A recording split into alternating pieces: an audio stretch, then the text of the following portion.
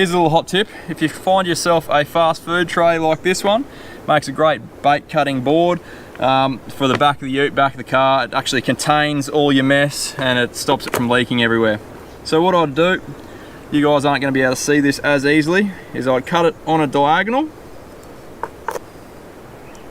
and I'll rig it either tail to the top, like so, or head to the top, like so.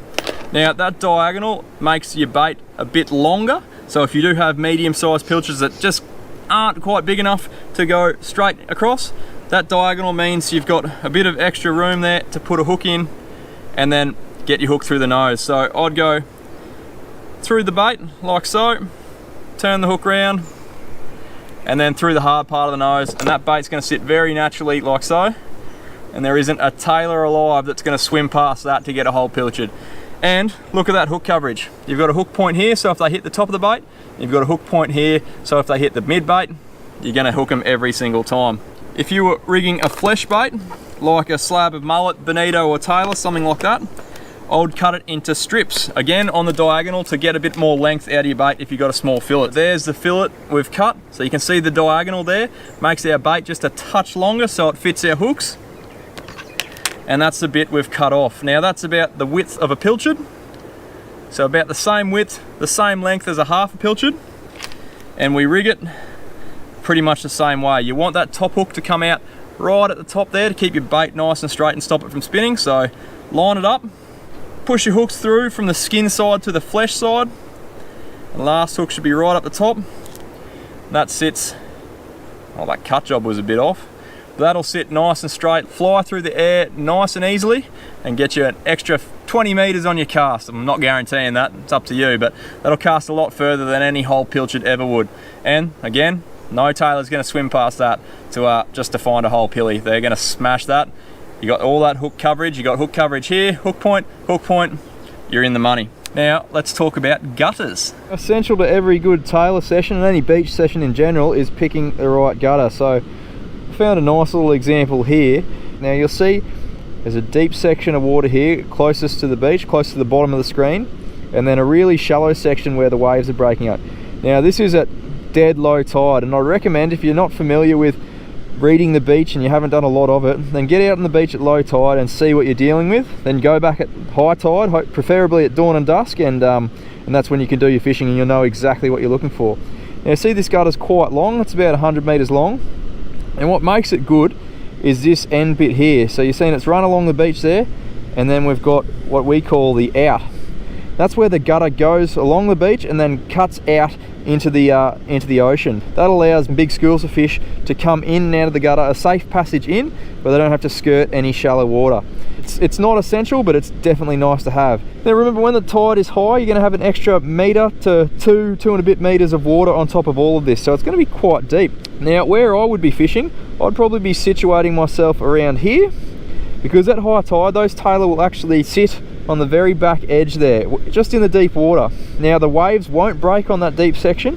What they will do is spill the white water into that gutter, and that's where the Tailor will do a lot of their feeding. They'll run up and down along the back of that gutter and look for disorientated bait fish that have been caught up in that surf zone, and then pounce on them from there. So being able to cast a fair distance, because it's not always as close as this one here, this is quite narrow, is very helpful in situations where you've got quite a wide gutter. Oh, you can see the waves breaking across there now, so that's shallow water. You imagine with an extra 2 meters of water there, that surf zone will be pushing right across and dropping white water into that gutter, and that's absolutely perfect. Now that doesn't mean you can't catch them right at your feet. Quite often times, particularly when you're fishing with a lot of people, they'll also run along the front edge of the gutter there, because there's a lot of smell, there's a lot of old bait getting dropped on the ground. So for the guys who aren't super competent casters, you're still in with a shot there. Now if you're fishing at low tide, you'll see there's deep water out the back of that bank, so I'd be walking across that shallow gutter and casting in that deep water. It is a bit featureless though, so there's not a great deal of shape to it. It's just a long gutter with deep water and a back bank. Chances are the fish you catch are going to be passing through. They're not going to be necessarily just stationed up there.